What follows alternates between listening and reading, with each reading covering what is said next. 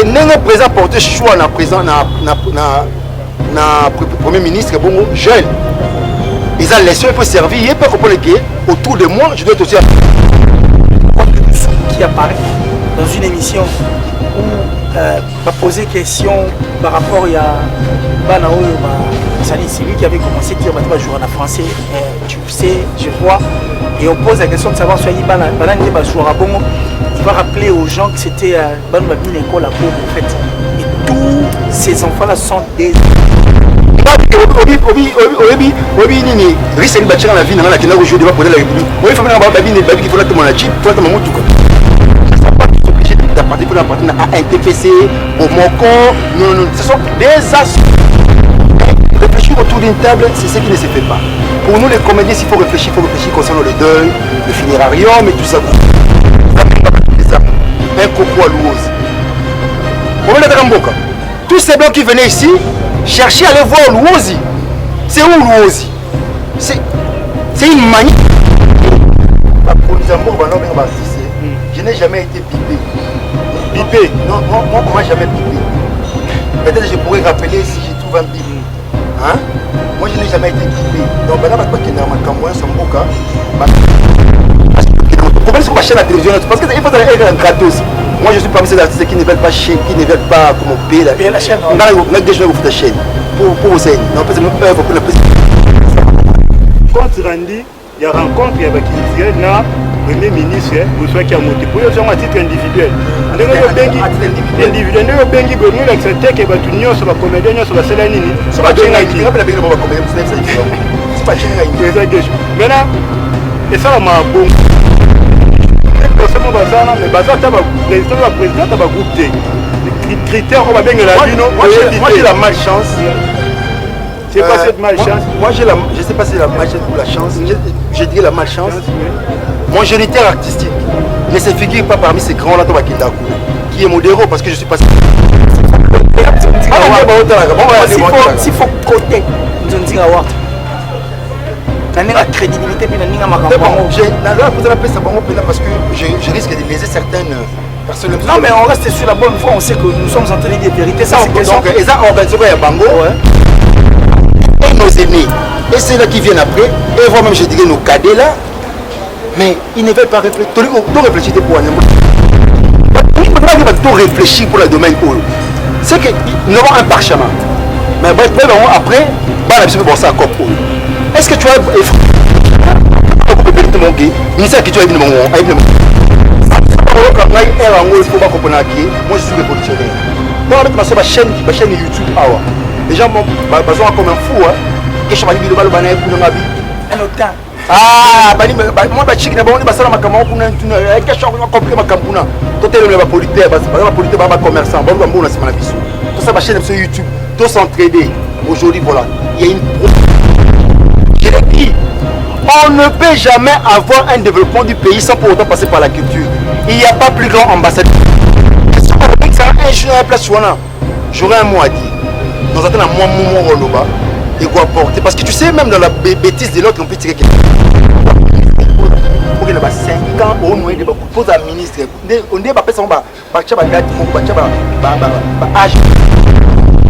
c'est sur base de quels critères? Et ça va bien parce qu'on dirait moi français dans le bas. On a évité pour on a pas bipanga habité ba benganga on a pas bipanga te na rappeler attaquer on bipa nani même si ba on truc la présence de la République. Ce sont des associations non gouvernementales. Maintenant que nous avons des noms, nous sommes connus Namboka, on connaît le vieux Masumu, on connaît le vieux Lombe, intel. Raison pour laquelle parti c'est Babeng Bongo. Mais pour nous les Léopard, il a joué devant le président de la République, mais Bazou va chipter. Mais là, moi, ils ont ici, mais ils ont Sénégal. Pas passer en Barakounat. On faut trouver 10 000, les matchs, 10 000. Moi, je me dis, surtout, match à Moko. Par contre, passer dans ma main. Mais on va gagner, je te dis, on va battre ma carte pour la santé là-bas. C'est là, il la carte. Oh, elle est plus que moi. Oh, il y a eu que le monsieur et le monsieur c'est un grand. Il y a un groupe dans la défi, un groupe parce que il y a un problème de la famille, il a joué devant le président de la République. Si ce qu'on a dit, on a caché parce qu'il y a un qui on a essayé si la qui. Nous avons besoin de la bomba pour avoir combler le trou. Si le président de la République a eu un ça na compte na mo na ya organisation en Tundinga wa au Salemaki ba moniki a fait au PSA pour remettre trophée na si pour remettre ma prix de mérite na ba orange surtout c'est pas remettre on a guécheté par rapport au vote parce qu'il y avait babi ils avaient 50% jury 50% public donc jury n'a public mon guécheté l'internet c'est une voie une meilleure voie pour traiter nos problèmes attends maman veuve oh bah meli bango biloko bah pena bana est-ce que ça voit bien bon on faut que s'exposer la télévision bah bah meli biso biloko est-ce que peut bandola biso ba ko ko sel mabe voit bien quand il y a ko reprocher coquette ils ont télévision internet est-ce qu'il y a peu coquette on préparer conférence de presse parce que na yoki yango voit bien repère sa réponse on a pas remédier na ba solution là événement. Entreprise spécialisée dans l'organisation des événements, agencement et décoration. Votre prestataire de services en événementiel met à votre disposition des matériels pour couvrir vos événements. Fêtes, collations, conférences, meetings, expositions, émissions et campagnes.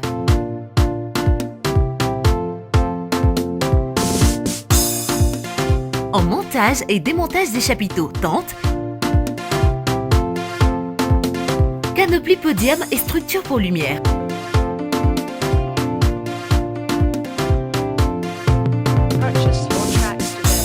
En location, table, chaises couverts et chauffe-plat ainsi que lumière et son. Notre adresse 26 avenue du Marché à Mbinza Delvaux. Référence stade municipal de Delvaux dans la commune de Ngaliema. Notre contact 090 04 44 175 089 69 27 719. Contact WhatsApp 081 43 88 88 58.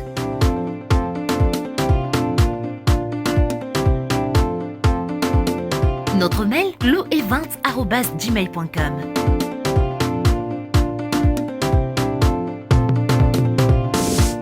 Notre équipe est composée des professionnels pour votre plaisir.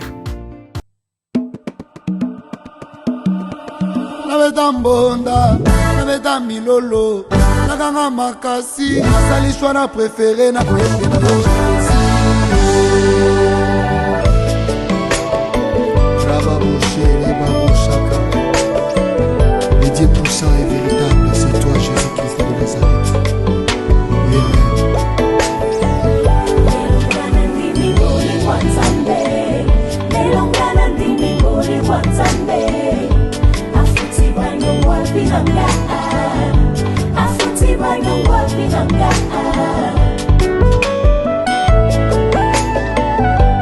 Otikanga na yemba Puna nzamba lola otikanga na ganga Puna nzamba lola otikanga na loba Kati na mokili nga nazalaki nde faible kutu bien nga nazalaki négligé kutu bien nga babenganga zoba kutu bien nga nazalaki sans valeur kasi nzamba lola alokotanga ye nzambe oyo alola alokotanga ye alobi na ngaye ngalabanga te alobi na ngaye ngalane.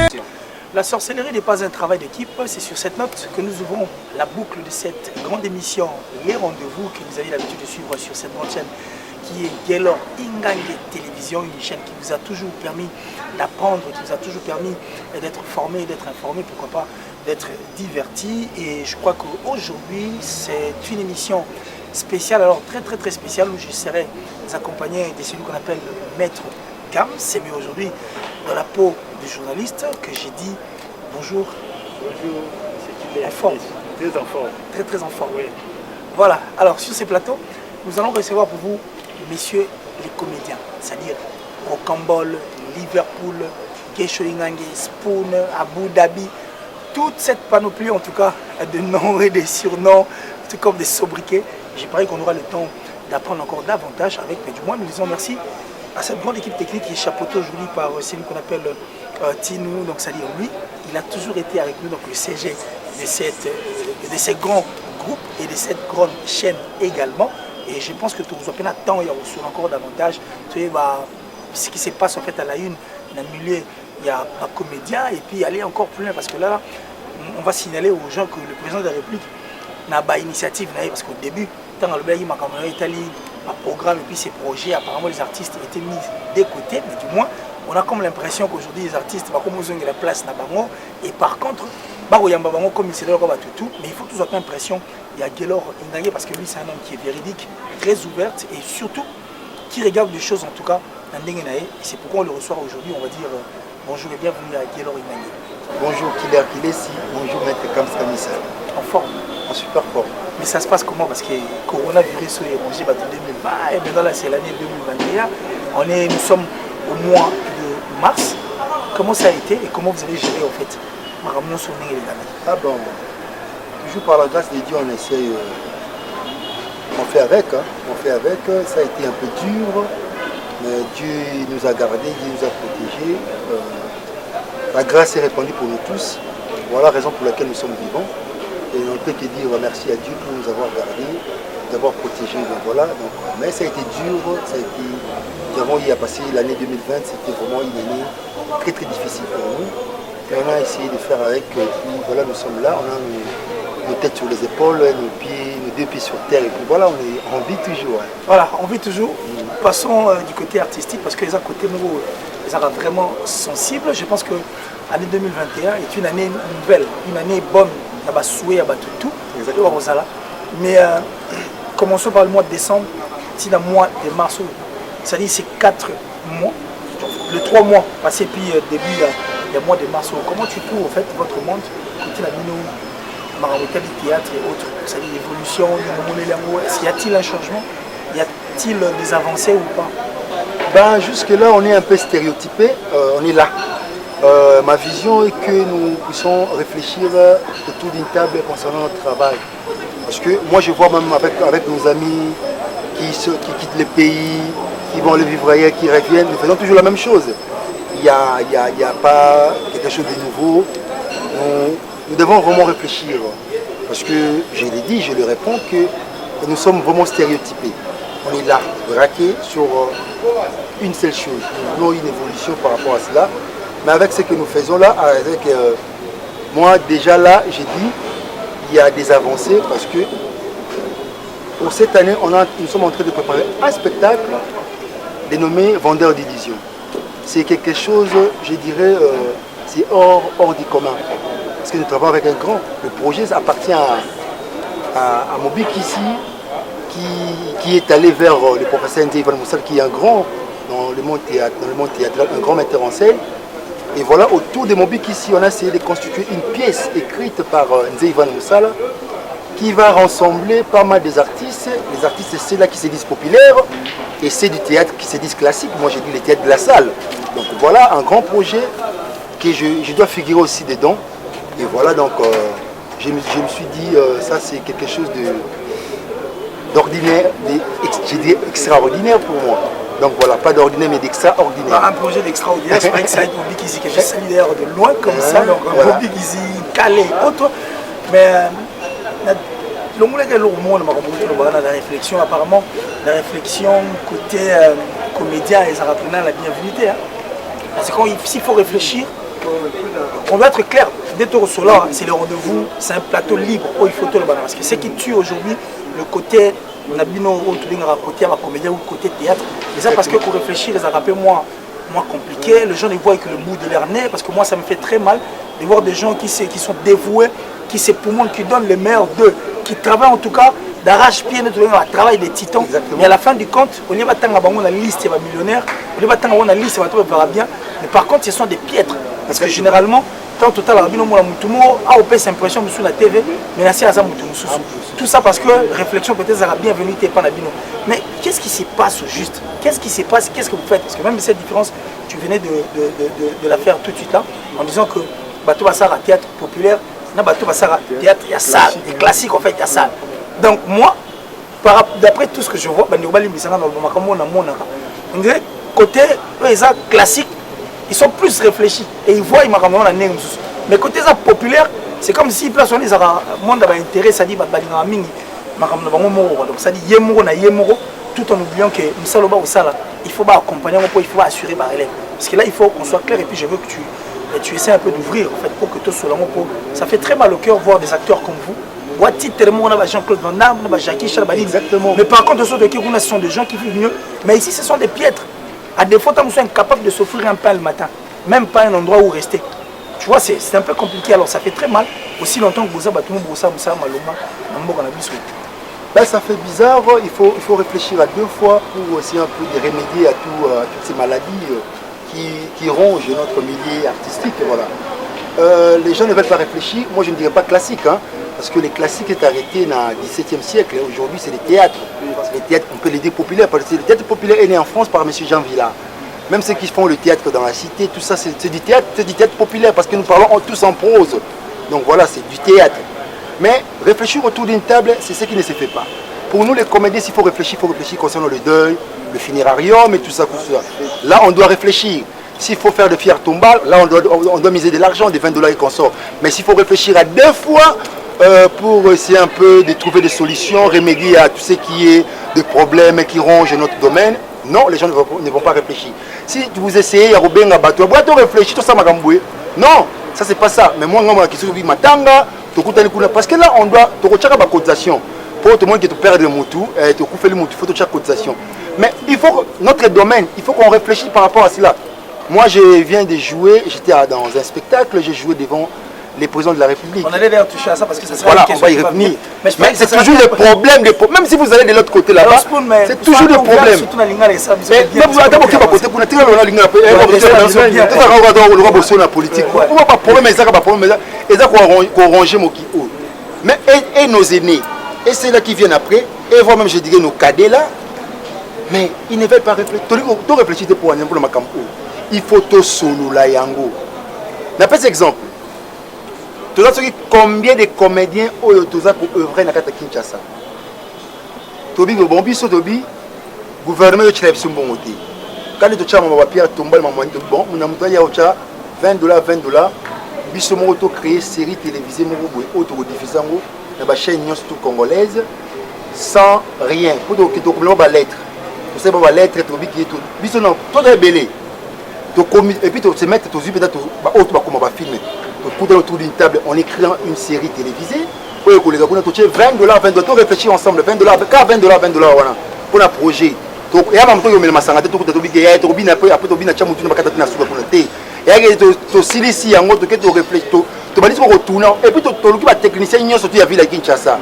voilà, vous devez vous impliquer à ce projet parce que tu commences sur la chaîne de la télévision parce qu'il faut être gratos.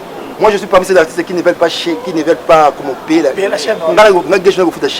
Pour vous dire, non pas une œuvre pour la prise de la chaîne. Donc on vous donne, on viendra, nous voulons travailler en partenariat, en collaboration et notre truc va passer chez vous. Il y a combien d'hôtels ici à Kinshasa? Combien de maisons, même tout ça il y a belé à kuna.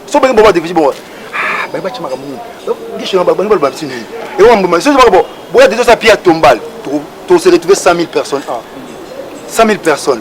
Bon, je ne suis pas contre parce que je veux bien, parce que la cotisation la tchaka. Mais oui, c'est bien bon. Est-ce que c'est primordial? Ce que nous voulons faire là, est-ce que c'est vraiment primordial? Donc, il faut réfléchir pour le domaine où. C'est que nous avons un parchemin. Mais après, est-ce que tu as effrayé bien le chemin pour la balle au Simakuna? Parce que ton enfant peut faire ça. Il faut que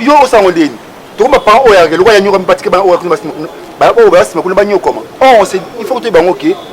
Parents, position, c'est que prendre la bombe dans l'art.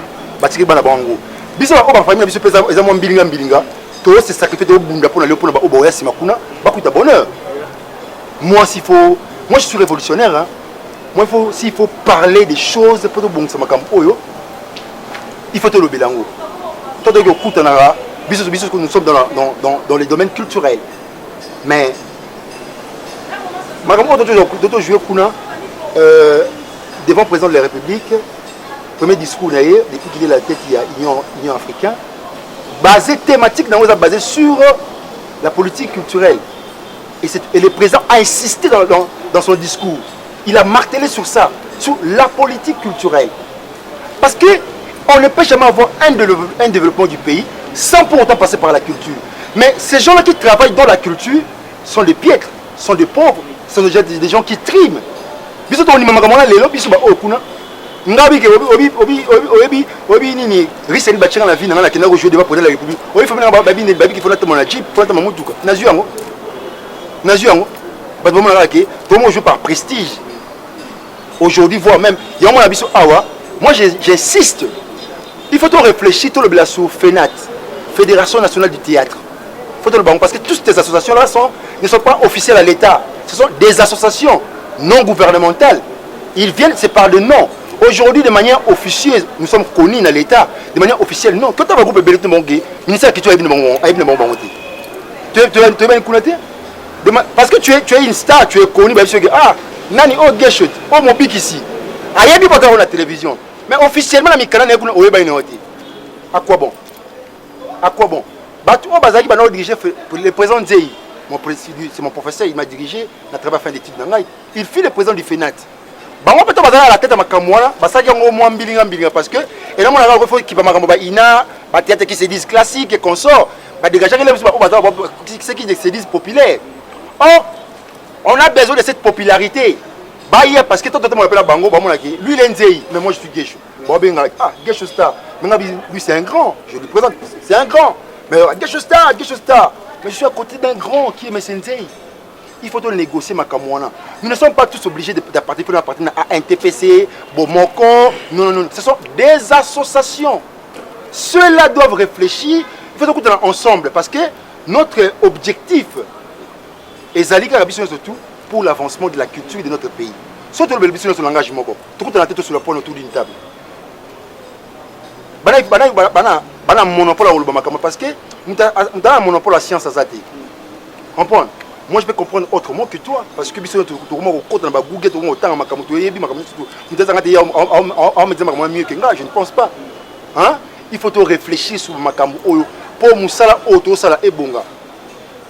Nous faisons un métier noble, nous sommes comme les Jean-Claude Van Damme, les Jackie Chan. Hein? Mais pourquoi on va vivre la béatitude? On va vivre opulente. Et Bissot, non. Pourquoi? C'est déplorable. C'est déplorable. Voilà, très déplorable. Je parlais que Maître Kams. C'est déplorable. Moi, je suis révolutionnaire. Dans ma chaîne YouTube, les gens sont comme un fou. Un autant. Ah, moi, je suis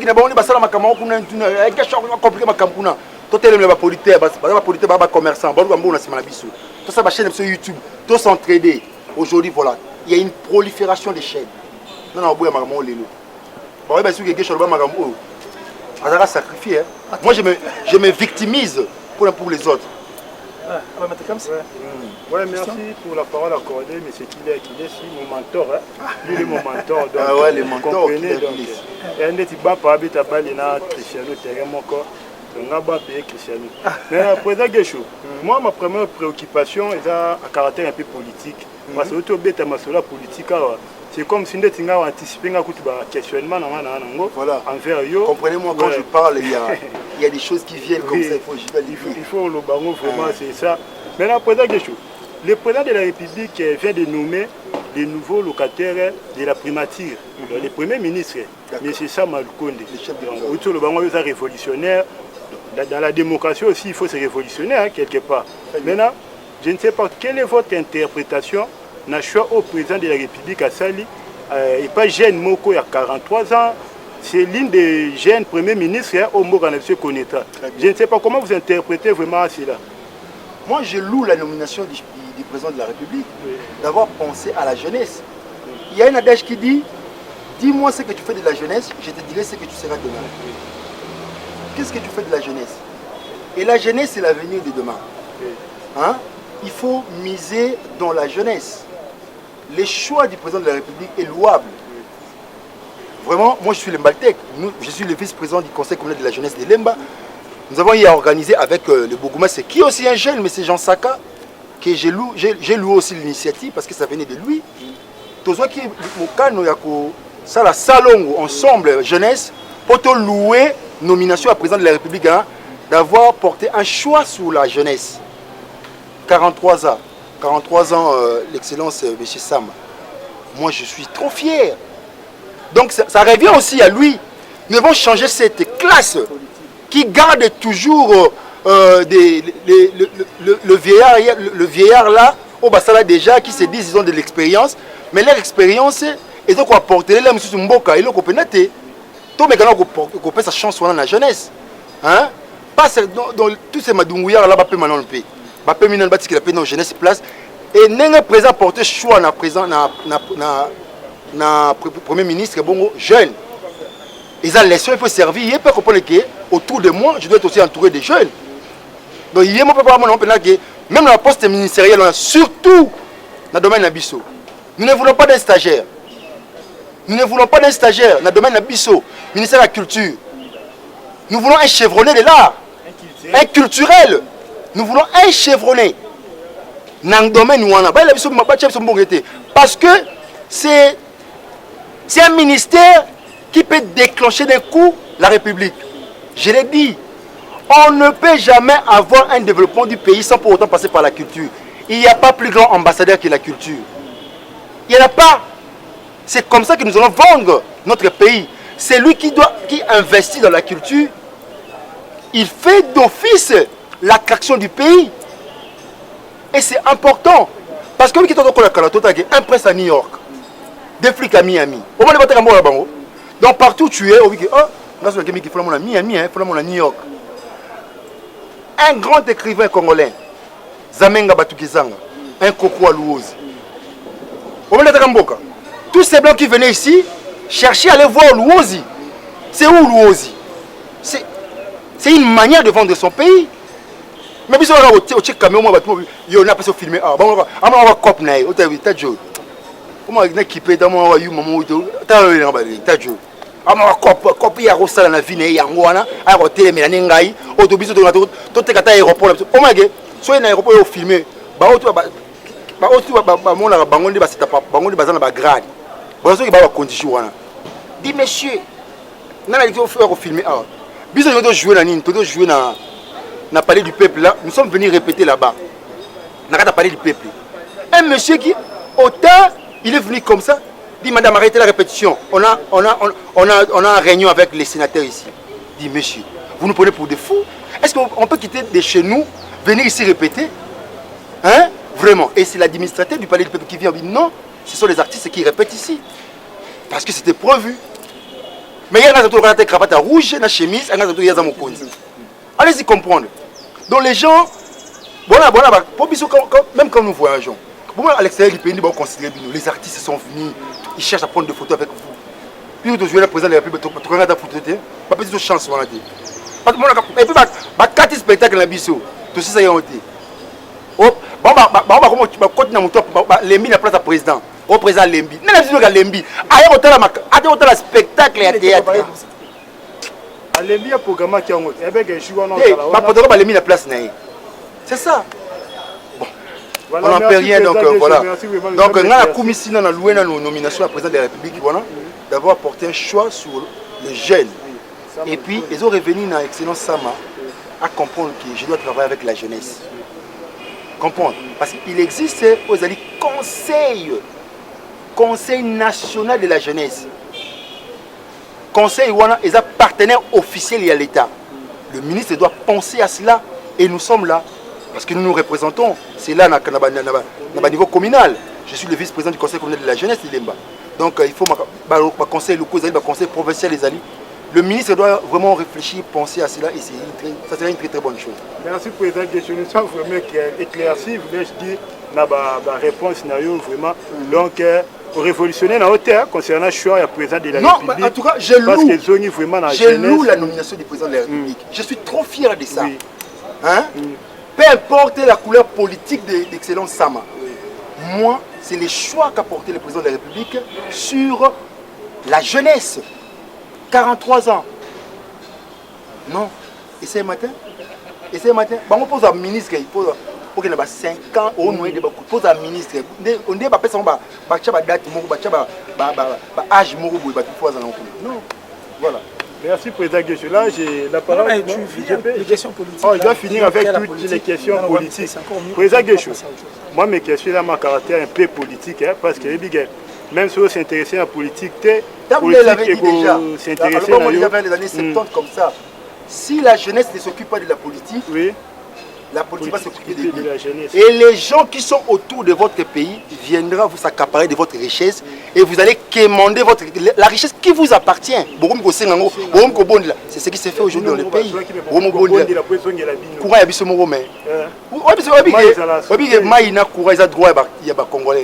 Papa biso tola maïté tokomo bondila papa tchela biso maï awa droit na biso mais vos droits vous quémandez.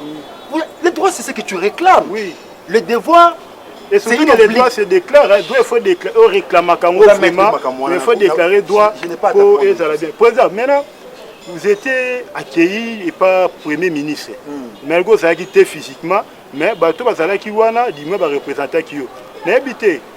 Bon, et ça, la mandé nini. Ce que l'autorité, bon, parce que le ministère qui tire ça, pour tout prôner que le développement culturel est salama.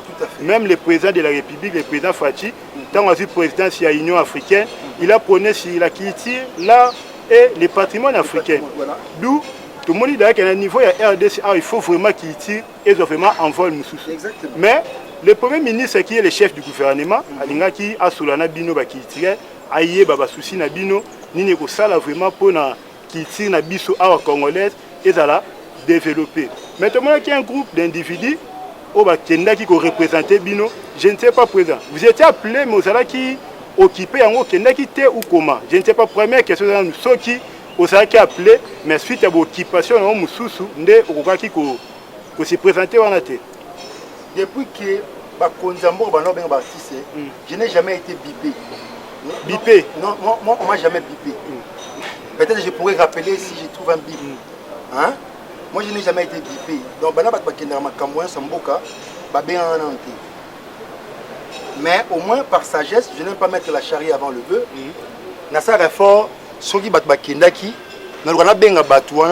au moins dans la matière, dans la outillé, ceux qui pressent l'ingaï, naïbani na oloba. Avant, on a été consulté par le président de la République. Dans la consultation, c'était une représentativité d'artistes. Mais il n'y avait pas eu de compte rendu. Il n'y en avait pas. On a bien présent, c'est la restitution. Mais jusqu'à preuve du contraire, il s'est noté. Le Premier ministre et les chefs du gouvernement, un petit peu un bon nombre d'artistes, j'ai appelé le président Elombe pour en savoir plus sur ça. Nous avons outillé. Aïssingabiso est un leader d'opinion. Le Premier ministre parce que dans le champ de bataille, il voulait travailler sur anti-valeurs et consorts, tout ça. Mais ce sont les artistes qui seront là pour vulgariser tout son message. Voilà, il y a un Benga qui est leader de nous étant leader d'opinion. De mon délégation de Kendak. Mais tout a mis la question, c'est sur base de quels critères? Oh, et ça, parce qu'on dirait moi français dans le bas. Nga inhabité po, nga ba bipanga te, nabité ba benganga. Nga ba bipanga te na rappeler attaquer. Ah, on bipa nani? Là monsieur ba wona tout que la présidence de la République, nga ba bipanga te. Mais nga ba ka na bitu na question, c'est sur base de quels critères? Je n'ai pas critères ngo, ni na ba ko défendre makambo ezaka nini po ba kuna. Mais tant que président Lomba qui expliquer nga a o ba yoka ki pas premier ministre, ni la expliquer biso ba consulter biso pour ba yeba ndinga travailler donc artiste ba accompagner quoi. Voilà. Valider l'opinion, au Bakina représenter Bisso, Bangouana, et puis voilà. Président Guécho, maintenant la réponse au PSI n'a retenu moi des choses. Quand Randi, il y a rencontre, il y a Bakilitiel, na Premier ministre, Boussoua qui a monté pour eux à titre individuel. À titre individuel. Individuel. Nous avons bengi, nous avons accepté que Batunion soit comédien, soit Selanini. Président Guécho. Maintenant, et ça m'a bon pour Nanini, Président Guécho. Pour appel, PND et sa mère à titre individuel. Il n'y a pas de structure mise en place au Sala que non. Soit une temps, soit contacter le président Guécho, soit contacter M. Lomé et tout consort, Babeni Kaka, soit administration structure. Voilà. Bon, moi, je vais quitter ça vraiment un message. Les noms ba combo evandi ezo prôner la makasi. Na été on a sur base de quels critères? Est-ce que ton ministre ngala benga a koleka par ministère de la culture, ministère je sais pas, non, il faut ngana yo to que tout na ba cabinet ya ministre que bobenga ndenge nini to yeba po ngana comprendre pena non il ngana ba ezande niti ba benga ba ndenge nini e ko sale ndenge nini nana benga ki batu et puis voilà parce que tout ça wana eza ba association a NTPC Pakosiko Bomoko, Dynamique des artistes et culturels, AFA, tout ça, ce sont des associations. Nous sommes des associations. Bisous qu'on a de la CTA, nous avons FENAT, Fédération nationale du théâtre. C'est là et officiel. Au moins, nous avons le ministère des Sports. Les faits qu'on fait on a côté Bali.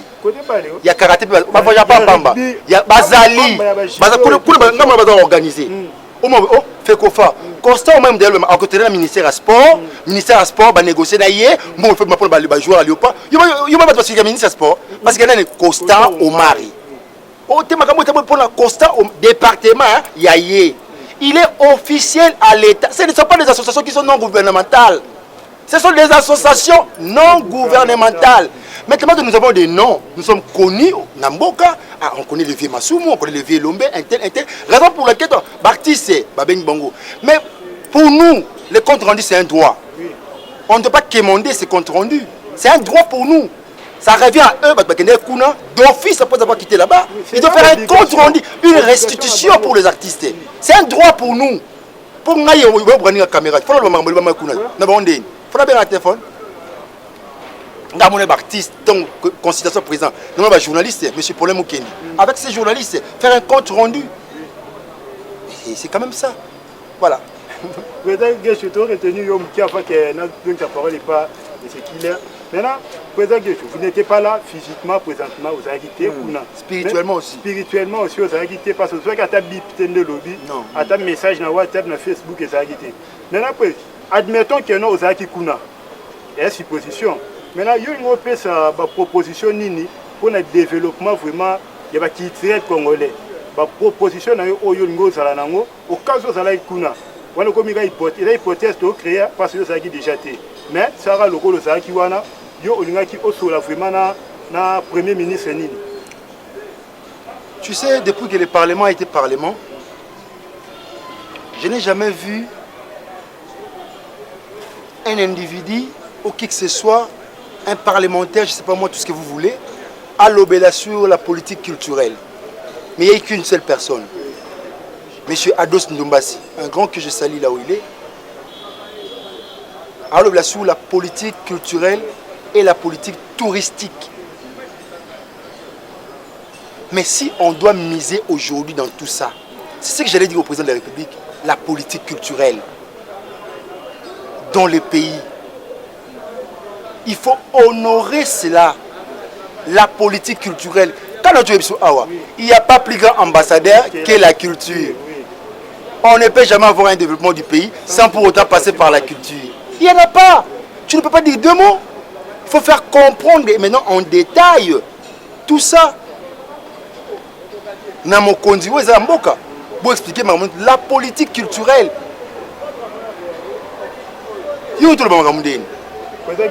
Politique culturelle. Maintenant, est-ce que notre artiste est comédien?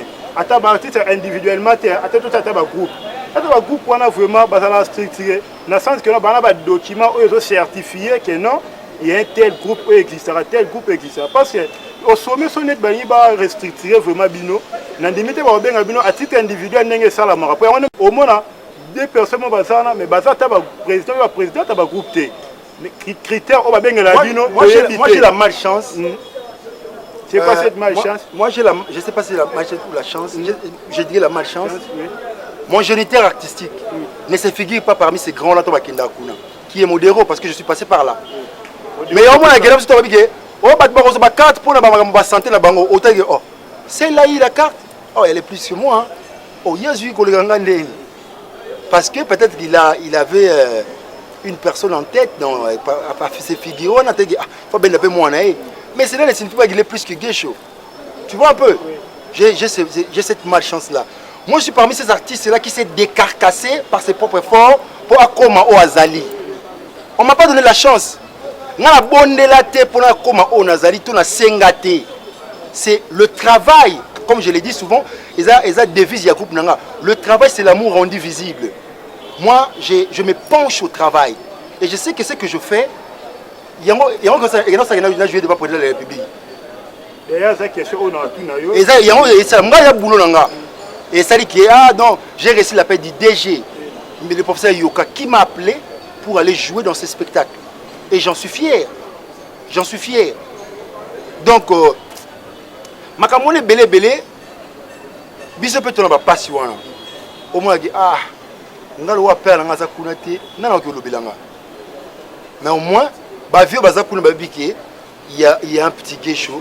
Un jour peut se penser nanga, mais si on va au ben ça un jour à la place wana. J'aurais un mot à dire. Nous attendons un moment et quoi apporter. Parce que tu sais, même dans la bêtise de l'autre, on peut tirer quelque chose. Hein. Même dans la bêtise, on peut tirer quelque chose. Si on appelle sur considération. Et puis moi, je n'ai pas place dans la tolérer. Je n'ai pas place dans la considérer.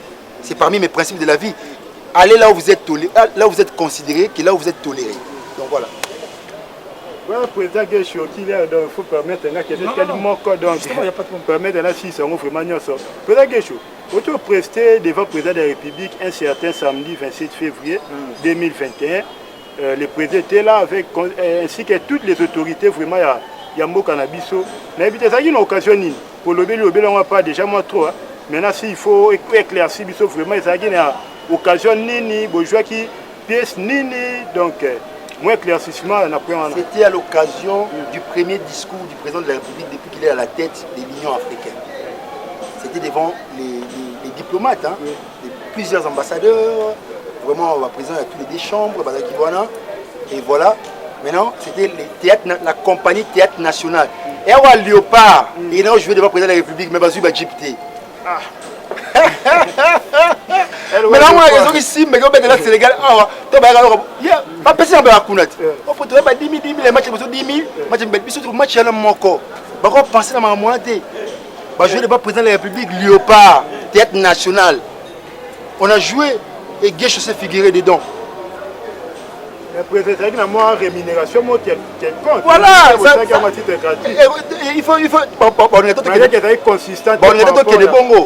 Mais les cachets, c'était un peu minimisable. Voilà. On peut cela mettre au jouet, c'était à l'occasion de cela.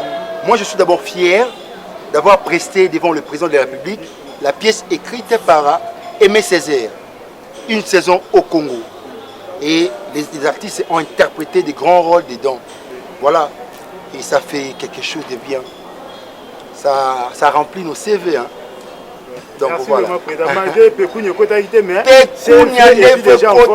Parce que il y a un problème dans la famille, on a joué débat président de la République. Si ce qu'on a besoin, on a caché parce que on a essayé Silaki. Nous avons besoin on a bomba pour avoir combler le trou. Si le président de la République on a besoin de compte on a donc voilà. En direct. Mon papa m'a appelé.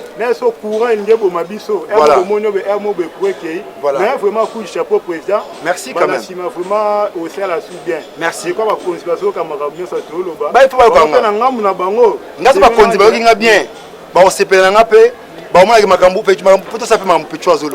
Voilà. Merci vraiment, président. Je vous en prie, Maître Kams. Je crois qu'on est porté avec la politique. La politique. Je parie que la politique, pour moi, c'est énerve. Voilà, des fois. La politique, derrière nous, on a un attachement un peu difficile à te mêler. Et le message est passé. Le plus important, c'est voilà. Voilà. Et je parie que vous allez bien. Alors, on revient sur terre, on revient du Congo. Parlons aussi de Maramnabiso parce que là, je crois que ceux qui sont belés, on remonte pratiquement on a 2 ou 3 semaines. Tout le monde qui est organisation, c'est-à-dire à des gens qui, peut-être des bonnes volontés, qui cherchent à primer et puis à rendre encore une fois là honneur à bateau. On continue au Salam Ramalam pour Nabiso, Award. Je parie que tu étais là. Est-ce que tu peux nous dire? J'ai été nominé. Tu as été nominé? Oui. Et tu as décroché un titre? Non, je ne décroché aucun titre.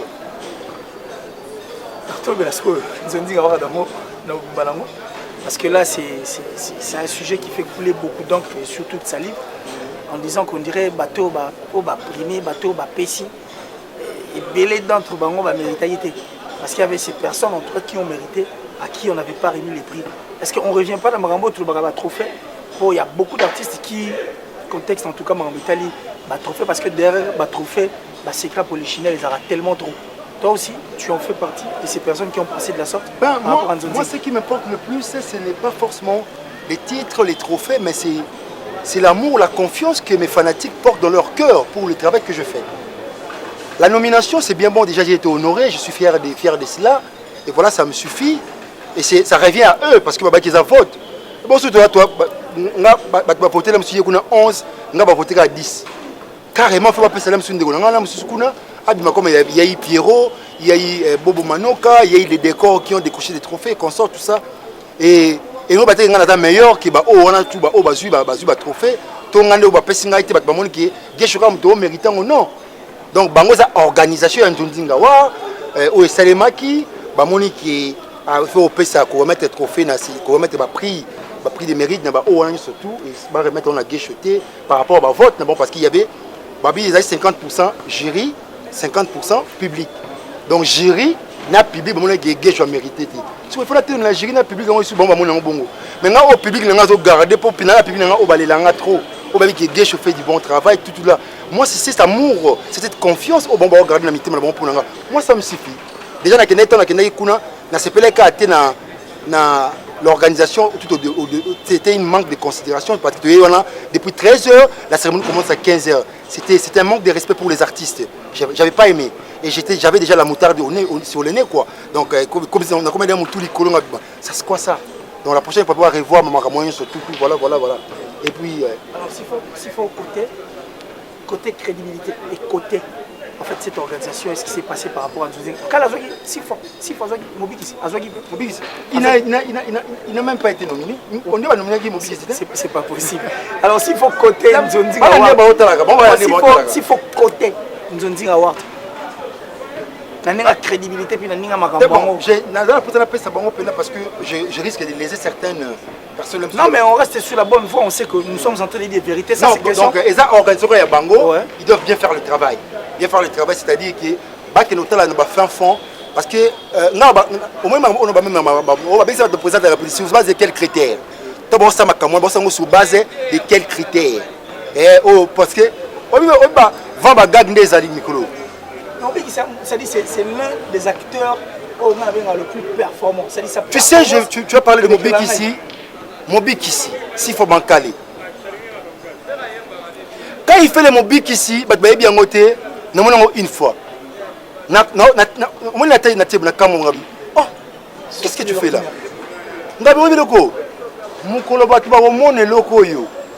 Mais c'est exceptionnel.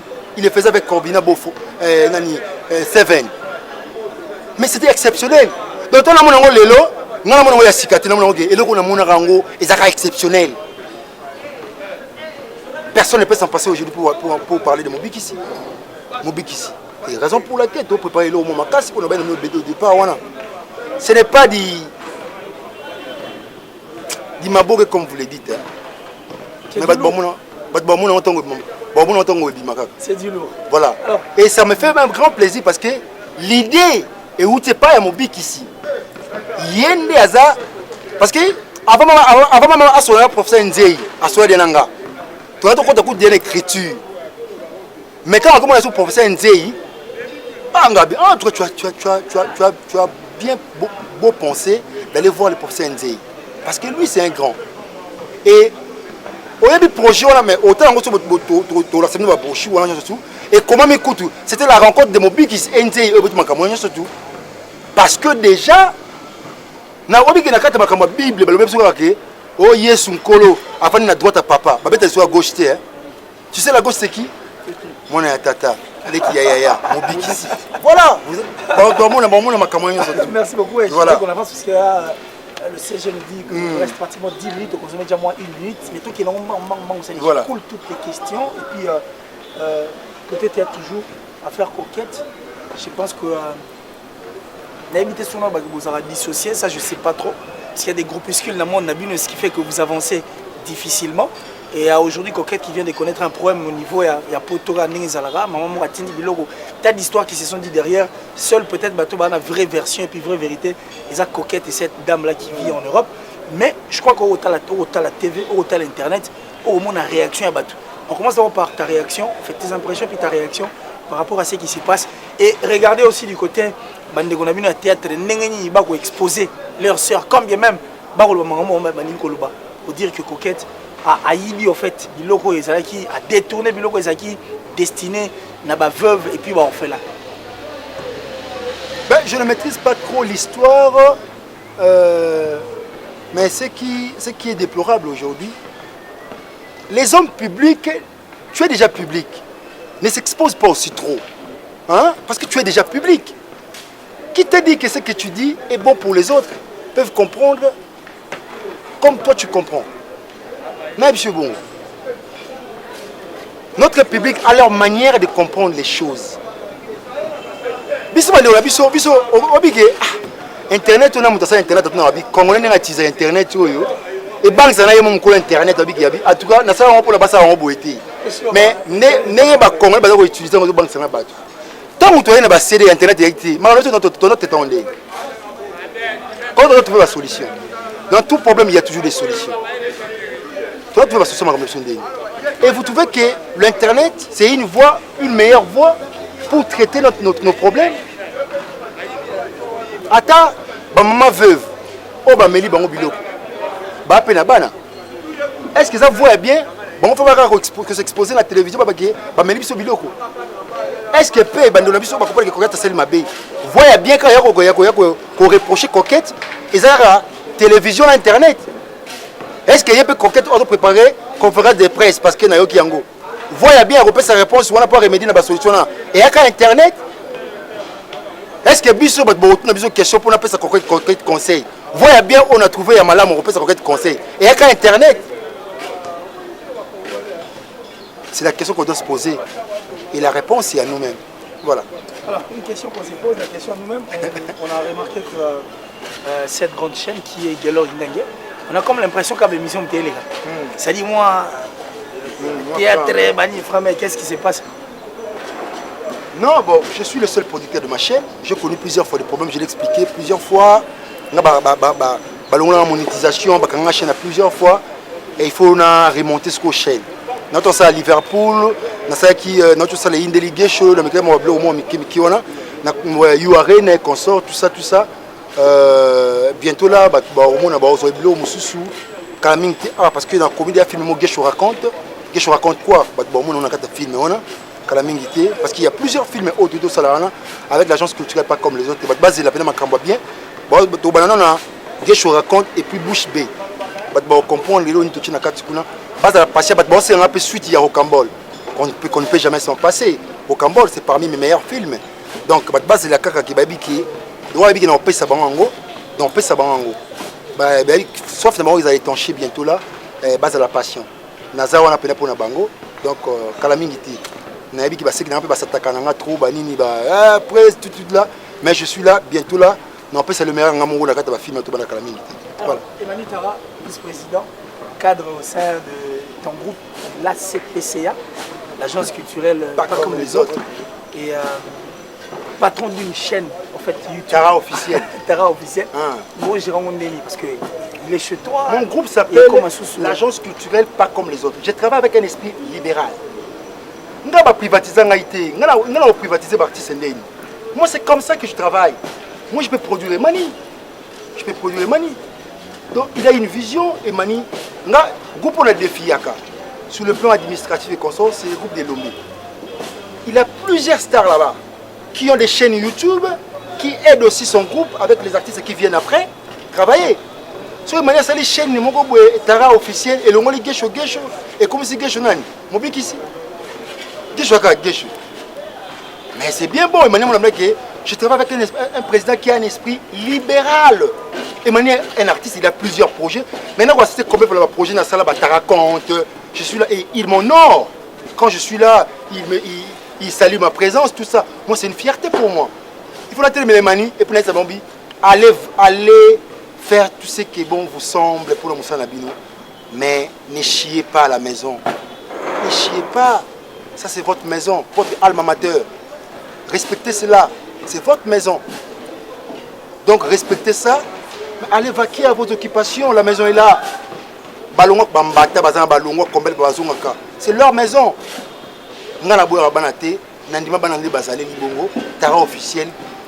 Coup de pouce. Et voilà. Alors, deux dernières en tout cas préoccupations, mais je parie que ça fait aussi partie de la question. Ni baleka ya souka en tout cas pour que tu chuter, c'est pas ce qui. Tu n'as plus de questions. Non. Voilà. Alors moi je vais clôturer ma question là.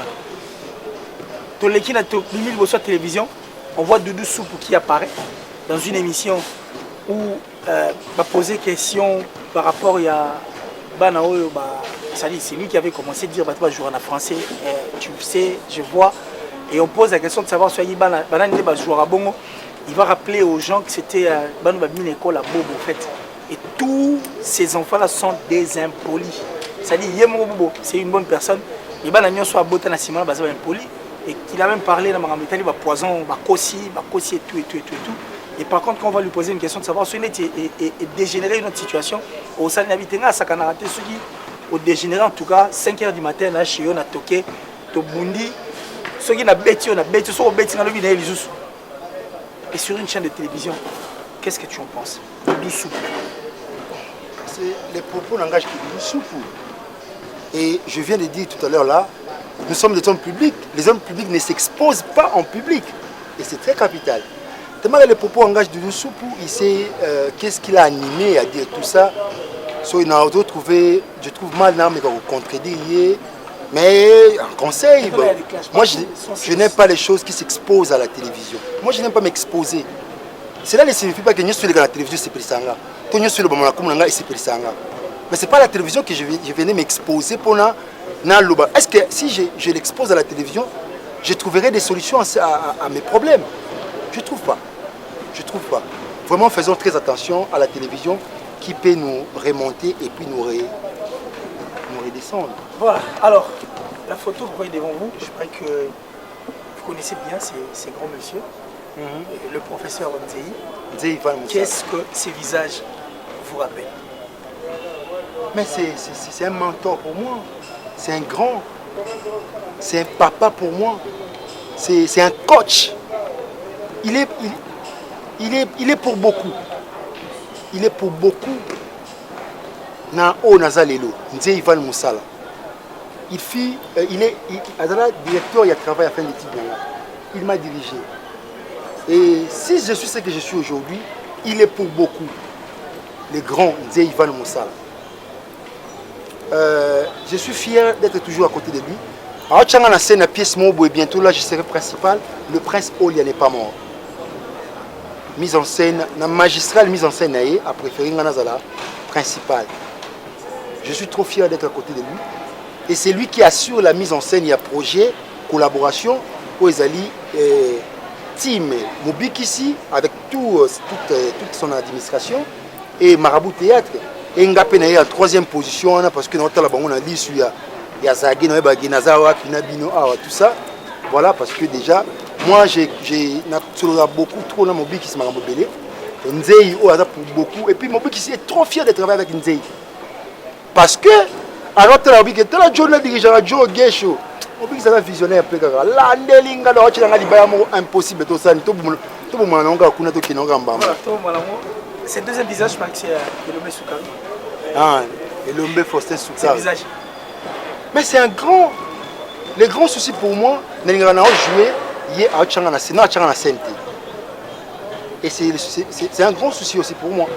Elombe à Tchangana Sente. Je lui ai dit aussi comme ça, en face. C'est un vieux sur la tambourinaïe, la sagesse Moro. Et puis, c'est un monsieur Makambu ou a connaître dans la vie naïe. Mais Nengazaga Oazé Lombe, non, il est fort. Il a un mental d'acier. C'est monsieur Elombe Soukari. C'est un grand. Il y a un groupe, il y a un groupe Simba. Il y a un défi.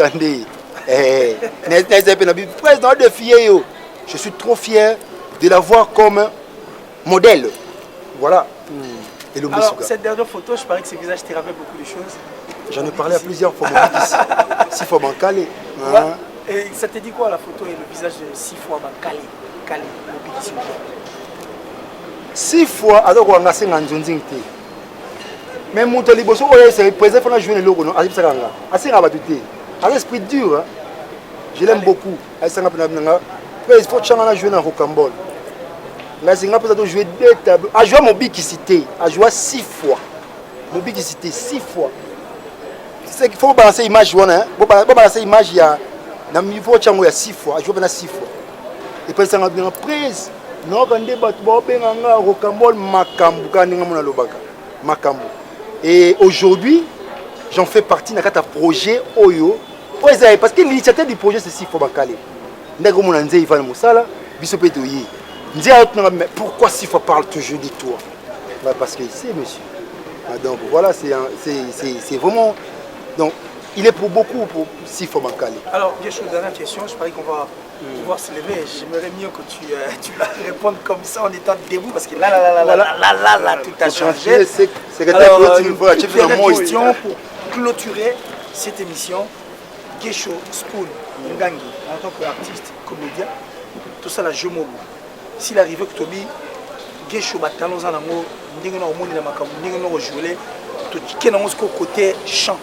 S'il faut Ozala, un chanteur, ou un musicien de ces pays, tu seras qui? Ndingeno Mona. Si on est un musicien dans l'affaire, pourquoi? Ana multicouleur mongo impossible. Na koyemba. Je sais pas, exceptionnel. C'est-à-dire que moi j'interprète tout rôle de la vie. Moi. Rôle nion surtout faut pas ça en jouant. Même ici. Rôle nion surtout rôle de la vie. Je suis interprète professionnel. Donc par définition, l'interprétation c'est un exercice qui consiste à faire comme. Et moi je fais comme tout ce qu'on me donne. Étant comédien, j'interprète. Donc avec la voix de Ferré, il fait tout. Et moi je trouve que je peux faire tout. Voilà, merci à toi, merci à toutes ces personnes qui nous ont suivis. Je parie que c'était une émission très spéciale aujourd'hui. Pas de question de ma banga, parce que sur ma banga côté, vous manquez respect dans ma banga tout ça. On va seulement se dire au revoir, on se retrouve très prochainement. En tout cas, habituez-vous à me suivre comme d'habitude sur Guillaume Rinang et Télévision, en train de présenter cette grande émission, Les Rendez-vous, une conception purement Gesho Rinang. Alors, on se retrouve très prochainement, en tout cas dans un prochain numéro. Bye.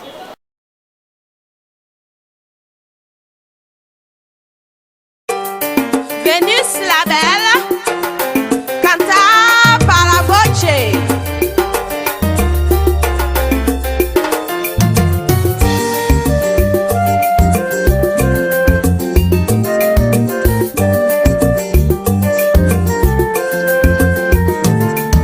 Nakutani na yo, na tango moko ya binangai. Oyo amour ezalaki kutu na place te, na makanisi na ngai te. Natika kokanisela bolingo, ekondimela yango. Ezalaki rutine ya binanga, Rose Manza, bebe na ngai. Kuna pepe kofulaka, oye osonete, otokete. Lokola moyibi olaka kinga kutute, ofuli na nzela nanga. Ola mosiba sensation nangai.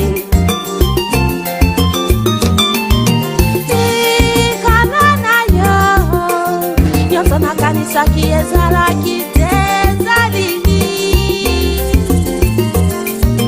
likala na yo ula enoki sukasuka na motema na ngai osekwisi nzoto na ngai nazongeli mbomoi na ngai.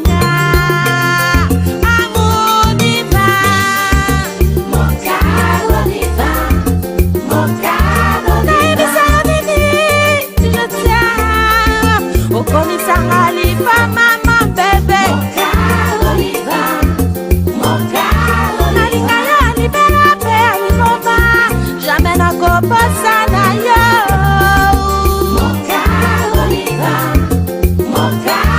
omaka motema na ngai ya libela ya bolingo na ngai mokalo liva nyasolo nalingi yo na motema moko oui je t'aime oui je t'aime mokalo liva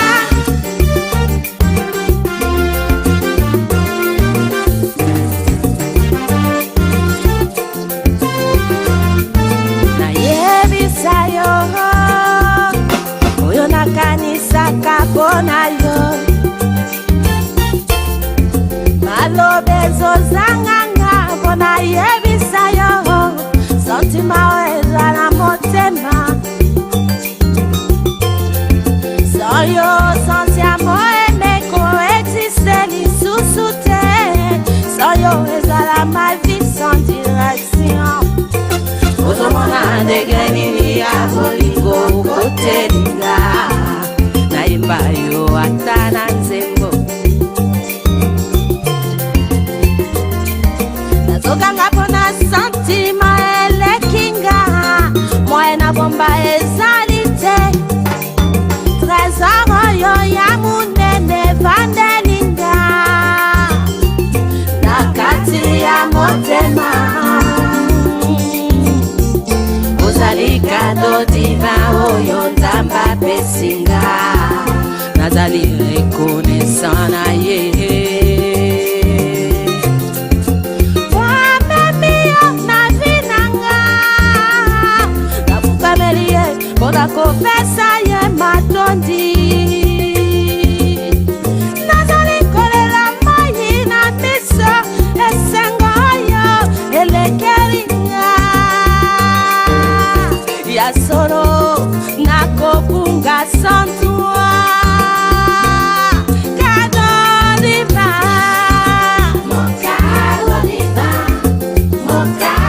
naibisa nini je t'aime okomisanga lipo mama bebe nalinga yo libela mpe ya liboma jamais nakobosa na yo